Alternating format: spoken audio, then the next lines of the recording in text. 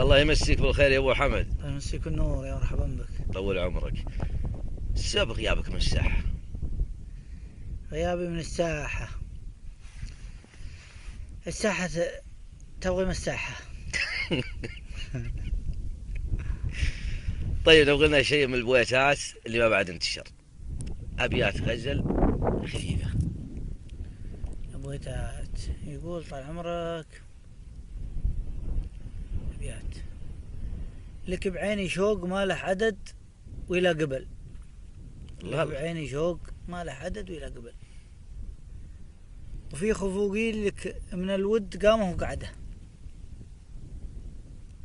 ولك من الشحنة بكبدي مثل ضوء العبل.